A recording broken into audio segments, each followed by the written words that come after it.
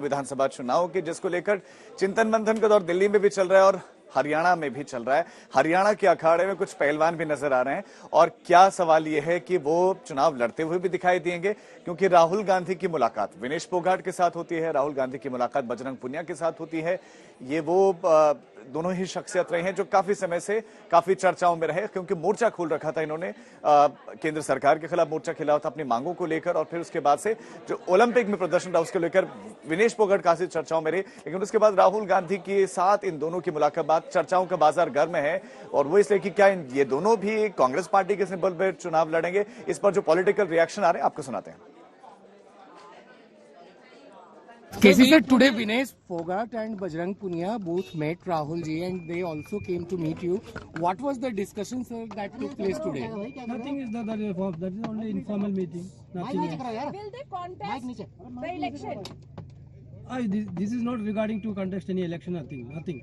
KC sir, today Vinesh Fogart and Bajrang Punia both met Rahul ji and they also came to meet you.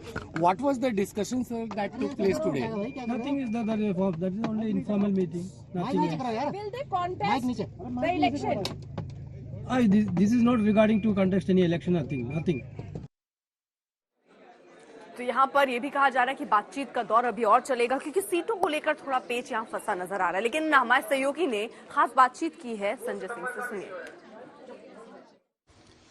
Delhi के lieutenant governor को अब और भी ज्यादा शक्तियां दे दी गई हैं केंद्र सरकार द्वारा। जो शक्तियां फिलहाल राष्ट्रपति के पास थी, अब उनको डेलीगेट किया गया है और दिल्ली के जो भी उपराज्यपाल होंगे वो उन शक्तियों का इस्तेमाल कर पाएंगे। हमारे साथ हैं आम आदमी पार्टी के राज्यसभा सांसद संजय सिंह। सर, आप लोग पहले से ही आरोप लगाते रहे कि दिल्ली में एलजी सरकार को बाईपास करके सरकार चलाने की कोशिश कर रहे हैं, लेकिन अब केंद्र सरकार ने उनको और भी ज्यादा शक्तियां दे दी हैं, तमाम बोर्ड्स में नियुक्तियों से लेकर ट्रांसफर पोस्टिंग। प्रधानमंत्री जी को एक सुझाव देना चाहता हूं कि आप अपने पद से इस्तीफा देकर दिल्ली के मेयर बन जाइए। आप यहां सफाई कराइए, काम करिए। आप आके आपने सर्विसेज हमसे छीन लिया, लैंड हमारे पास है नहीं, लॉ एंड ऑर्डर हमारे पास है नहीं।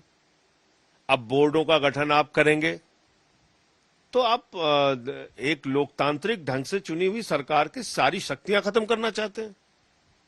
और काम क्या है एलजी साहब का? सीवर के काम में रोक लगाओ, पानी के काम में रोक लगाओ, बिजली के काम में रोक लगाओ, सड़क के काम में रोक लगाओ, मोहल्ला क्लिनिक पे रोक लगाओ। एक आदमी को आपने बिठा रखा सिर्फ रोक लगाने के लिए। तो विधानसभा के चुनाव में और राजीव, अब हम बात कर लेते हैं राहुल गांधी की, क्योंकि एक बार फिर से वो हमलावर हैं प्रधानमंत्री नरेंद्र मोदी पर, बीजेपी पर, सरकार पर। आपको बता दें कि जम्मू कश्मीर में जिस तरीके से उन्होंने एक के बाद एक बयान दिया है, प्रचार के लिए वो पहुंचे हुए थे और बहुत सारे मुद्दों पर उन्होंने वहां पहुंचकर बात की। एक बार फिर से निशाना साधा है प्रधानमंत्री नरेंद्र मोदी पर।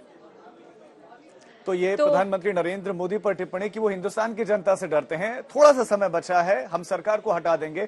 जम्मू कश्मीर में विधानसभा चुनाव की तारीखों के ऐलान के बाद ये उनका बनिहाल का दौरा, जहां से केंद्र सरकार पर हमलावर और स्टेटहुड को लेकर भी उन्होंने कहा, और उन्होंने कहा कि आत्मविश्वास जो है सरकार का पूरी तरह से खत्म हो चुका है। हालांकि ये बात उससे पहले भी वो कई बार दोहरा चुके हैं कि सरकार को देखने से, प्रधानमंत्री को देखने से लगता है कि पूरा उनका आत्मविश्वास खत्म हो गया। बनिहाल में भी उन्होंने एक बार फिर से इस बात का जिक्र किया और यही वो लगातार कह रहे थे कि यहां किस तरीके से वो सरकार बनाएंगे। हम बता दें आपको कि नरेंद्र मोदी हिंदुस्तान की जनता से डरते हैं, इस बात का भी जिक्र उन्होंने यहां पर किया है।